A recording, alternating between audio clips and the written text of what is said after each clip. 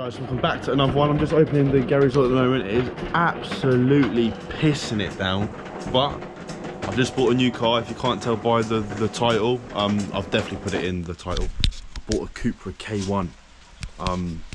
Look, you can see how much it's pissing it down. I will go outside in a second to show you it properly. It came up for sale. My friend was selling it, and I couldn't say no. Like, there was 450 K1s made.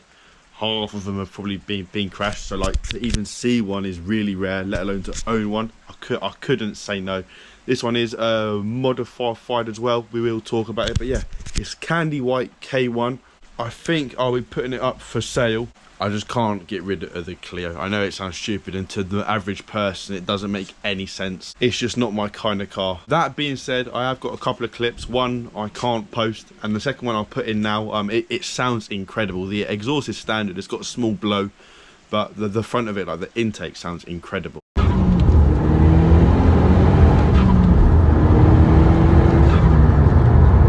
It's pissing it down. Oh, I haven't even unlocked it. Oh, where's the keys? Get back indoors. I didn't think it through. Where's the keys?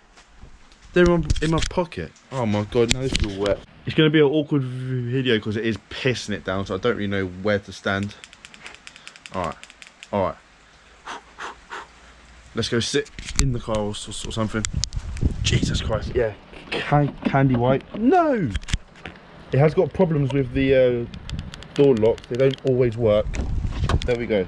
I'm in. Jesus Christ, it is pissing it down. So obviously we've got the lovely seats, the K1s have got like a, well, the Cupras in general, I've got like the back is like a one piece, how the headrest is all like in there. Hardback seats as well. It's got the Cupra gear stick, Cupra steering wheel. It's got a sun strip on it. It is so dark in here as well, it's ridiculous. So I picked it up yesterday evening. Like I said, I just couldn't turn down the opportunity to own such a rare car. Like, there was 450 of them made.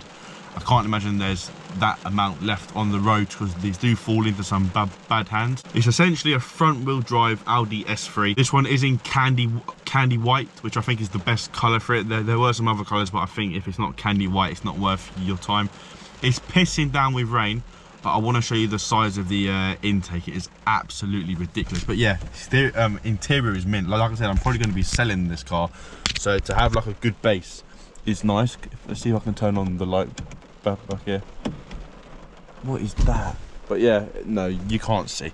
It is good. I would love to keep it because it is so much fun, but I can't justify it. Plus, it's probably quite a good bit of stock to have for my buying and selling page, which is in the description if you haven't already gone to check it out. It's quite a good bit of stock. It's got small problems, like it's got an armrest, which is like one of the rarest optional extras possible on these, but it's broken, and obviously, as I said, it's rare. You can't find a replacement piece, so I don't know whether to like glue it or just leave it. Like, it's not ideal, but it's got parking sensors front and rear. It's got this doubled in radio, which has got like CarPlay and stuff. It is actually quite sick. It's lowered on H&R coilovers. It's got Bilstein shocks. It's like between a stage 1 and a stage 2. So a Golf Edition 30 has the same engine as this. It's slower than a stage 2, like only just, like it keeps up, it doesn't overtake it, but it's quicker than a stage 1, so it's like between the stage 1 and 2. It's got a standard exhaust, which, as I said, it does blow, or I don't know if I said it, it blows from the back box. And to be honest, a car pushing, call it 300 brake, like there's no proof, but like it is 300 brake. A car pushing this kind of power should really have some sort of exhaust. Will I address it? I'm not sure. It would make for good content, and it would probably help me sell the car, but I've got to look at it from an investment point of view as well. If you can't tell, I'm trying to avoid stepping outside, but I think I've got to show you what's under the bonnet. I think it's just so sick, and like to see one of these is like unheard of.